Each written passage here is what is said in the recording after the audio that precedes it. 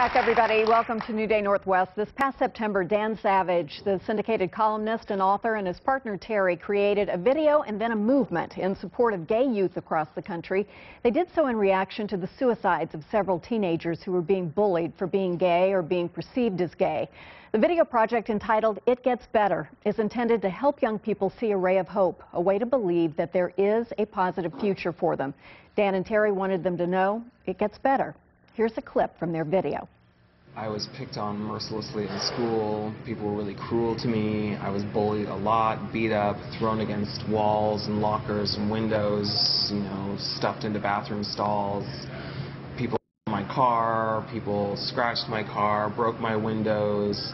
And my parents went in once to talk to the school administrators about the harassment I was getting at school, and they basically said, if you look that way, talk that way, walk that way, act that way, then there's nothing we can do to help your son. Honestly, things got better the day I left high school. I didn't see the bullies every day. I didn't see the people who harassed me every day. I didn't have to see the school administrators who would do nothing about it every day. Life instantly got better. If there are 14 and 15 and 16-year-olds, 13-year-olds, 12-year-olds out there watching this video, what I'd love you to take away from it really is that it gets better. However bad it is now, it gets better. And it can get great, and it can get awesome. Your life can be amazing, but you have to tough this period of it out, and you have to live your life so that you're around for it to get amazing, and it can and it will. Please help me welcome author and advocate Dan Savage. Dan, thank you so much. Thank you. Excuse my cold hands, it's freezing in here. We may have to get you a coat. So when you guys made the video, what did you imagine might happen? Well, we hoped that using my podcast and my column, we could leverage a few hundred people to make videos and tape similar messages of encouragement about how it would get better, maybe things they could do to make it better right now for themselves.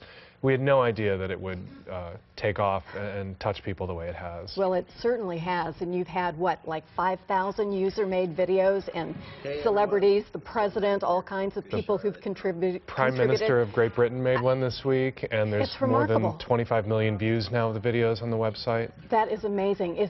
Is there any one from the celebrities or the political leaders that particularly moved you? I was really touched by the presidents. I've had a lot of arguments with the president, been on cable TV a lot, criticizing the president. But I thought it was really important that he made the video that he did, and that he said so emphatically that there's not, to LGBT kids, that there is nothing wrong with you. Right.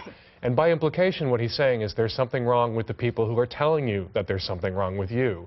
And for a lot of bullied LGBT kids, that includes their parents, their religious leaders, and for the president to stand up and address those kids and tell them that they're fine and that the people around them who are bullying them are wrong, it's really powerful. As a parent, for me, and I'm just speaking for myself, it just is so heartbreaking. I haven't been through this experience personally, nor has my child, but I can't imagine standing by while anybody's child experiences this. Nor could I, but that's what happens. LGBT kids are 4 to 6 times likelier to attempt suicide, to contemplate suicide, and to actually act on it. And, we talk now about bullying, we talk about cyberbullying, and how bullying can now be 24/7. It can follow a child into the home where, home is supposed to be the refuge from bullying. And that's always been the experience of LGBT kids, because we're not just bullied at school by our peers. Many of us go home to parents who are uncomfortable with their child's emerging sexuality and believe that they can bully their kids out of being gay if they have gay kids. And then they're taken to church on Sunday where they're bullied from the pulpit for being gay or lesbian. So LGBT kids are used to this 24/7 idea of bullying that pursues them everywhere, which is why suicides are so much more common.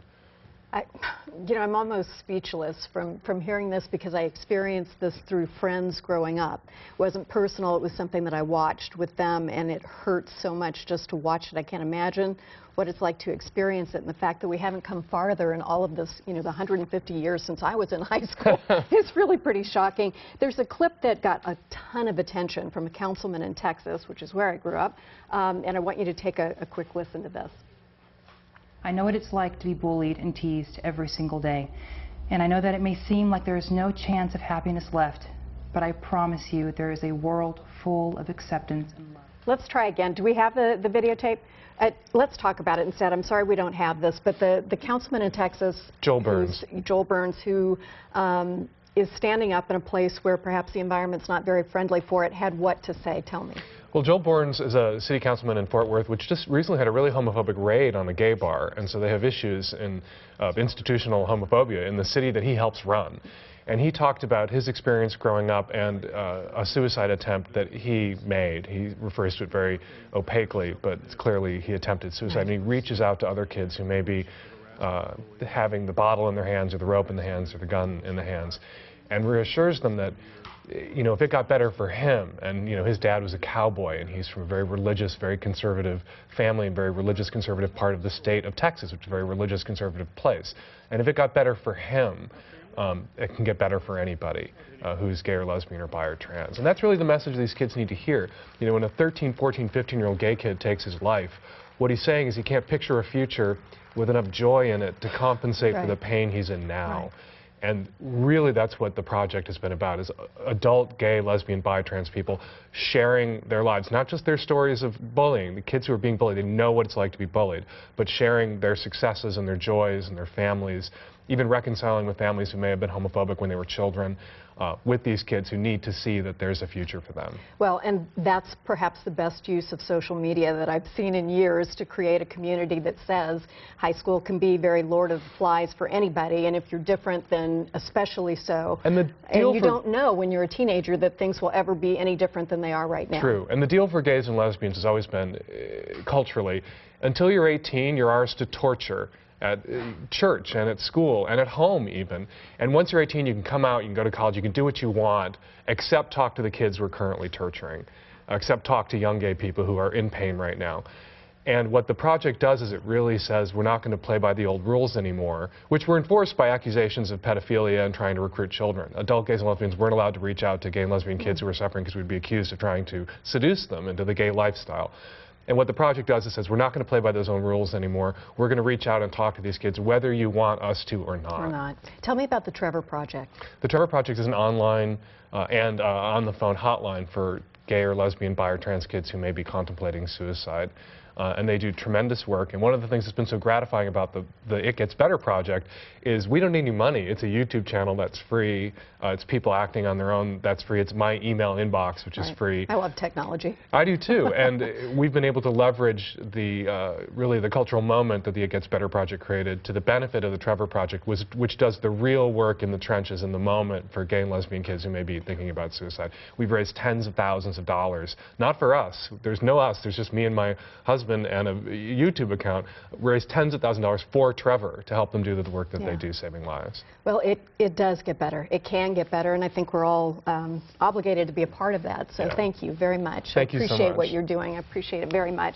If you or your child or anyone you know needs support because of bullying due to sexual orientation, please visit itgetsbetter.org or call the number on our screen for immediate help through the Trevor Project. We can all be advocates for kids, for their safety and for their dignity. We'll be sure to list these resources on our website as well, king5.com/newday, and we'll be right back. Thank you.